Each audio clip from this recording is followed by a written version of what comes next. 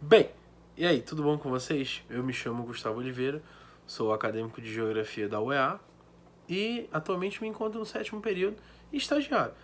E essa pequena videoaula de hoje é sobre teorias demográficas.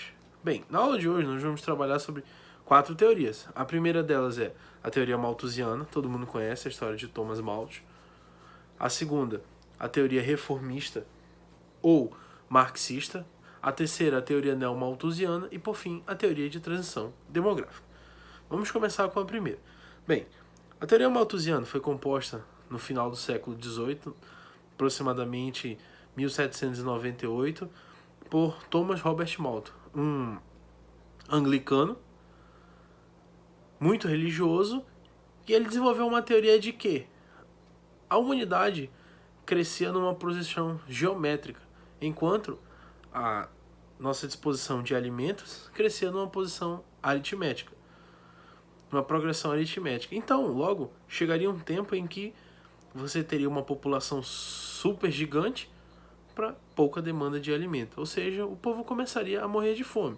Então Malthus começa a escrever seus ensaios com base nessa teoria, de que a humanidade precisava conter o seu avanço populacional para que não passassem lá na frente por uma crise de alimentos.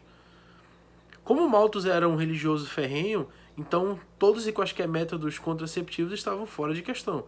Então Malthus, em suas teorias, elaborou alguns critérios. Um deles que os pobres deveriam ter seus salários para viver apenas o minimamente possível, porque conforme aumentava a condição de vida do proletariado, mais filhos ele teria. O que, séculos depois, sua teoria seria totalmente quebrada. Levar em consideração as pirâmides etárias hoje de países desenvolvidos e de subdesenvolvidos, você tem países desenvolvidos com a menor taxa de natalidade, ou seja, são países onde as pessoas estão tendo menos filhos. E países subdesenvolvidos, como países da África, têm uma pirâmide etária onde as pessoas estão tendo uma maior taxa de natalidade. Malthus também alegava acerca do celibato. Ele era a favor. O que vem a ser o celibato? O celibato nada mais nada menos que é a abstinência sexual, como forma de conter o avanço dessa população. Bem, a teoria de Malthus não deu muito certo, foi totalmente descredibilizada pelo fato de que, conforme você melhora as condições de vida da população, menos filhos ela vai ter. E a questão do celibato é totalmente, no momento do século XVIII, não era algo muito bem visto. Então a teoria de Malthus foi deixada de lado. Então surge um outro grupo de estudiosos com uma outra teoria demográfica, chamada de teoria reformista, ou teoria marxista, embasada nos ideais de Karl Marx e tudo mais. Onde eles alegam que o problema da fome na humanidade não era porque a humanidade estava crescendo e os alimentos ficando cada vez mais escassos. Não, que o problema da humanidade era uma distribuição de renda. Então a teoria reformista pregava que com igualitariamente a distribuição de renda, você melhorava as condições de vida da população. Ou seja, não iria faltar alimento. O que de fato tem lá suas verdades. O problema da humanidade hoje não é a falta de recursos, e sim a má gestão. Todos os dias, milhões de toneladas de alimentos são desperdiçados. Então, leva-se em consideração nessa teoria. Também, com o passar do tempo, tal teoria foi sendo deixada de lado. E com o fim da Segunda Guerra Mundial, os países da Europa e América começam a ter um boom demográfico, ou seja, a população começa a crescer, e então surge uma outra teoria. Os neo-malthusianos, eles pegam lá do baú a teoria de Malthus e começam a trabalhar melhor, em que se a população não fosse orientada através do Estado, com a imposição de métodos contraceptivos, como o uso de pílulas, de preservativos e até mesmo de castração, a população cresceria a níveis disparados, que futuramente iria acarretar uma escassez de comida. Mais uma vez, onde a população vai crescer de uma forma totalmente mais exponencial do que a de comida.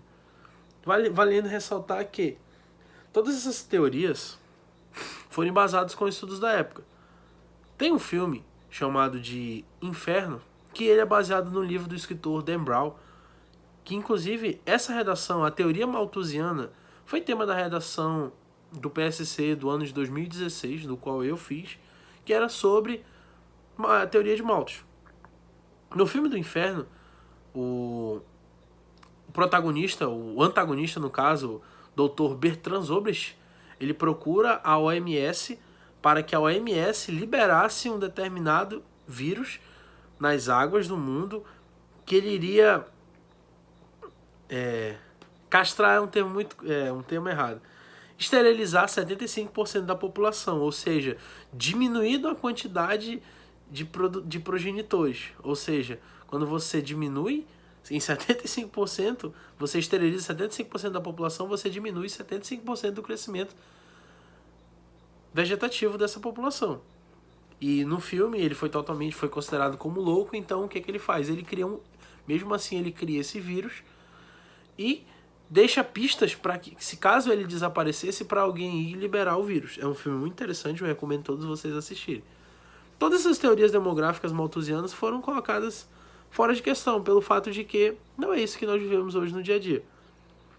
Repetindo, o problema da escassez de comida no mundo não é porque o mundo hoje soma 7 bilhões de pessoas, mas e sim a má gestão, a má distribuição de renda. Bem, por último, nós vamos trabalhar sobre a teoria da transição demográfica, que é uma teoria que ela conta com 4 estágios. Eu vou mostrar para vocês aqui, não sei se vai ficar muito bem. Bem, ela conta com 4 fases, sendo a fase 1, fase 2 e fase 3. Como vocês podem perceber, existem 2 linhas, tá? Uma linha de mortalidade e uma linha de natalidade, que num determinado momento, na primeira fase, elas estão quase que perpendiculares, paralelas uma à outra, onde você tem uma alta taxa de natalidade e também uma alta taxa de mortalidade. Com o passar dos tempos, a natalidade ela se estagna e a mortalidade vai caindo. Por quê? As pessoas vão tendo melhores condições de vida, a medicina vai avançando cada vez mais, ou seja, impedindo que as pessoas morram jovens, morram com doenças que poderiam ser facilmente tratadas. Retomando, no terceiro ponto, a natalidade começa a cair. Como foi falado, as melhores condições de vida provocam diminuições nas taxas de natalidade, ou seja, países desenvolvidos, países onde você tem uma renda per capita alta, onde você tem uma alfabetização alta, um IDH alto, eles têm tendência a ter uma população mais adulto, depois uma população mais velha e uma população com escassez na mão de obra juvenil, com poucos jovens, poucas crianças, no máximo 1 a 2 filhos por casal.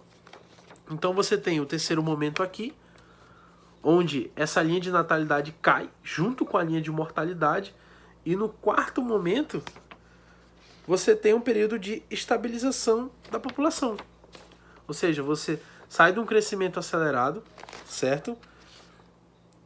Uma aceleração demográfica, você vem para um período de diminuição do crescimento demográfico e vai para um quarto período de estabilização demográfica, onde a linha de natalidade cai, mas a linha de mortalidade também cai, e elas andam paralelamente, ou seja, estabilizando o crescimento da população. Então, galerinha, essa foi basicamente a nossa pequena aula de hoje, contendo sobre as 4 teorias demográficas. Primeira, teoria de Malthus, que pregava que com a superpopulação, o supercrescimento da população iria faltar comida, e que as maneiras de combater isso seria o celibato, e seria diminuindo o salário dos pobres, porque pobre com pouco salário não faz filho, o que estava totalmente errado. Depois surge a teoria reformista, que contrapõe a de Malthus, dizendo que o problema da sociedade não era o crescimento da população, e sim a má distribuição de renda. Depois surge os neomalthusianos de novo, trazendo aquela ideia à tona: a população está crescendo muito, vamos começar a diminuir esse crescimento, ou então vai faltar comida. Como a gente vai diminuir? Usando o Estado, impondo métodos contraceptíveis, impondo a esterilização em massa e a conscientização da população, que também depois deixa de ser uma teoria válida. Então, aí depois, para ter todas essas teorias, surge a teoria demográfica, mostrando os 4 estágios do crescimento demográfico, onde você tem uma pré-fase, onde você tem um estágio inicial, onde natalidade e mortalidade altas andam juntas.